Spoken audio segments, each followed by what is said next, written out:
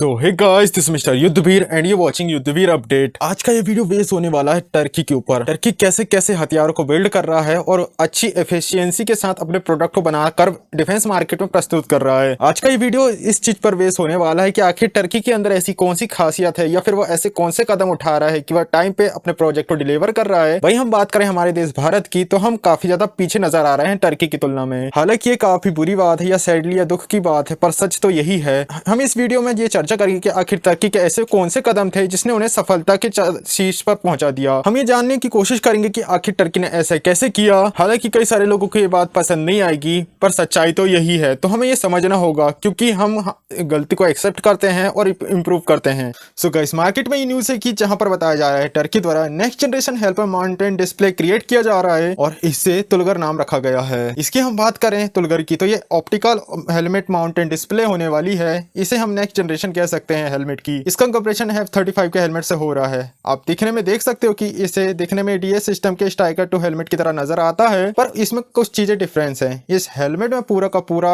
Display ही नजर आएगा, जिसमें नाइट विजन भी इसमें ऐड होगा, कलर डिस्प्ले होगी, वहीं एक्यूरेट हेड ट्रैकिंग होने वाली है। ऑप्टिकल असिस्टेंट के थ्रू हमें इसमें बताया गया है, ठीक वैसे ही जैसे स्ट्राइकर 2 हेलमेट में होता है। कहा जा रहा है कि ऐसी संभावना है कि इस हेलमेट में BA सिस्टम का असिस्टेंट प्रोवाइड किया जाएगा। वहीं एक और संभावना बताई जा रही है जो मैं आपसे शेयर करना चाहूंगा कि जो R&D में असिस्टेंट हो सकता है इसमें, लेकिन लाइसेंस मैन्युफैक्चरिंग नहीं है। ये इनका खुद का डिजाइन है, यानी इन्होंने खुद से ही इसे क्रिएट किया है। डिफेक्स कान के लिए भी कहा जा रहा है कि जो अर्ली कॉन्सेप्ट थे उसे एग्जीबिशन प्लेटफॉर्म बनाने के BAE सिस्टम्स के, उनसे ही इंस्पायर्ड होकर ही डिफेक्स कान के डिजाइन को इंप्रूव करके बनाया गया है। हम कह सकते हैं कि BAE सिस्टम का यहाँ पर अच्छा खासा असिस्टेंट प्रोवाइड किया गया था। इस बात को हम एक्सेप्ट कर सकते हैं, लेकिन जिस तरीके से टर्की काम कर रहा है, हम कह सकते हैं कि ये किसी एयरक्राफ्ट की कॉपी नहीं है। यहाँ पर काफी कुछ रिसर्च और डेवलपमेंट हुई होगी और BAE सिस्टम को सपोर्ट के तौर पे लिया गया। चलो ठीक है, माना कि BAE सिस्टम का सपोर्ट लिया गया है, लेकिन हो सकता है इसके पीछे मानने का कारण ये भी है कि इसकी एफिशिएंसी काफी ज्यादा है। लोग काफी ज्यादा तारीफ कर रहे हैं। लोग हैरान है कि ये कितनी जल्दी टेक्नोलॉजी को रिलीज कैसे कर पा रहे हैं। टर्की इन्होंने फ्लाइंग विंग स्टेल्थ UKF ओंकाठी को टेस्ट फ्लाई करा दिया है। इनका हजर्ड फ्लाई कर रहा है और एयर टू एयर मिसाइल ये लोग बना रहे हैं। F-16 के लिए इन्होंने AESA रडार को बना लिया है। वहीं कहा जा रहा है SLCL द्वारा डिफरेंट सेंसर्स को क्रिएट किया जा रहा है, जहां पर हमें हार्वर्ड काउंटर डिस्प्ले को तो हमने चर्चा ही करी है, वही रडार भी ये खुद ही क्रिएट कर रहे हैं। यहाँ तक कि इन्होंने टारगेटिंग पोर्ट को भी खुद ही बनाया जा रहा है। इन सभी के डेवलपमेंट में हम ये चीजें समझ सकते हैं कि इन्हें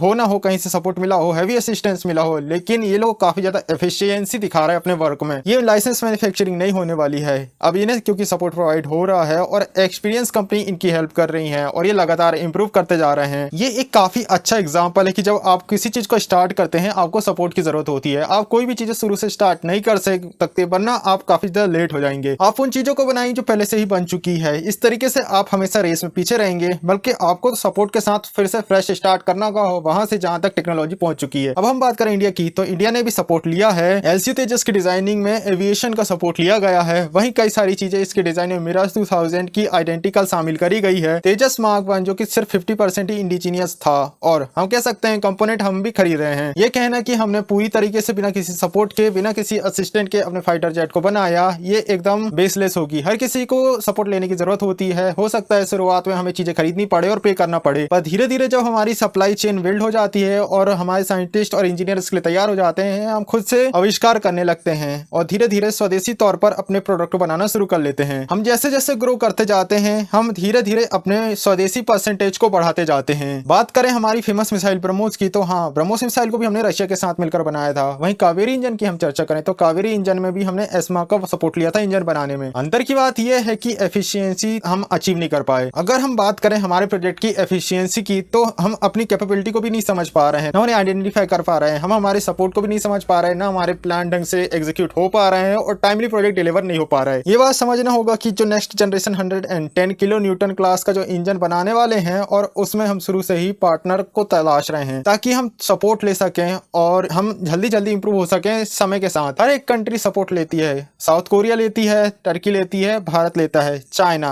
जो कि इनडायरेक्टली तरीके से लेता है, जैसे कि कॉपीकेट कर लेते हैं। वो लोग वे फोकस करते हैं टेक्नोलॉजी की चोरी करने पर और वे कर भी लेते हैं। चाइना ने भी ऐसे ही किया। चाइना भी टेक्नोलॉजी को चुराया और कॉपी करते करते अब खुद ही डेवलप करना सीख चुका है। वे खुद ही डेवलप कर रहे हैं। यहाँ मैं एक बात क्लियर कर दूं कि लाइसेंस मैन्युफैक्चरिंग में और सपोर्ट लेने में काफी ज्यादा अंतर होता है। सपोर्ट लेने का मतलब है कि आप पार्टनरशिप में धीरे धीरे आप खुद का प्रोडक्ट निकालते हो पार्टनरशिप में, जो कि एफिशिएबल होते जाएगा। समय पर आप करते रहोगे क्योंकि आपको सपोर्ट मिलेगा और आपको क्रेडिट भी मिलेगा। जैसे कि रडार टेक्नोलॉजी और मिसाइल टेक्नोलॉजी पर भी हमने इजराइल का काफी ज्यादा सपोर्ट लिया है और मिलकर हमने मिसाइल्स बनाई है। हम कह सकते हैं कि हम इसी तरीके से काम कर सकते हैं, इसके अलावा कोई और रास्ता नहीं है। ना हम तो पुराने तरीके से मतलब शुरुआती से इस टेक्नोलॉजी को बिल्ड करेंगे तो बहुत ज्यादा लेट हो जाएंगे। वही अगर हमने सपोर्ट नहीं लिया तो जो एडवांस हमें मिलना चाहिए वो नहीं मिल पाएगा। चीजें खरीदने से अच्छा है कम से कम सपोर्ट के साथ बना तो रहे हैं, पर दिक्कत की बात यह है कि हम टाइम पर प्रोडक्ट डिलीवर करें तो ये अच्छी बात होगी, एफिशिएंसी ज्यादा हो। हम ये कह सकते हैं कि जैसे चाइना है टेक्नोलॉजी की कॉपी करता है, बदले में हम केवल कॉम्बिनेशन में साथ में काम करके सीख सके और इंप्रूव हो रहे हैं और अपने तरफ से काफी ज्यादा एडवांस वेपन तैयार कर रहे हैं। हम बात करें टर्की के इंडिजीनियस वेपन यानी कि आर्ट टैंक की, ये पूरी के पूरी तरीके से साउथ कोरिया के असिस्टेंस से बना हुआ है। ये साउथ कोरियन के K2 बैक पैंथर टैंक पर बेस्ड है, जो कि अमेरिकन असिस्टेंट से बना हुआ है। हम कह सकते हैं कि असिस्टेंट यहाँ पर भी था। हम बात करें हमारे अर्जुन टैंक की, जो कि हमने जर्मन टैंक के असिस्टेंट के साथ बनाया है, जो कि जर्मन लेवल 2 पर बेस्ड है, जो कि अक्सर विदेश के लोग करते हैं। यहाँ तक कि हमारे देश में जो अंदर बैठे दुश्मन है वे भी ऐसे मौका ढूंढते रहते हैं कि स्वदेशी तौर पर तो कुछ भी नहीं हो रहा है। तो मैं उन लोगों को बताना चाहूंगा कि स्वदेशी तौर पर तो कहीं भी कुछ नहीं होता, हर जगह असिस्टेंट लिया जाता है और अगर आप असिस्टेंट नहीं लेते तो आप मूर्ख हैं, आपकी सोच रूढ़िवादी है और आपके सारे के सारे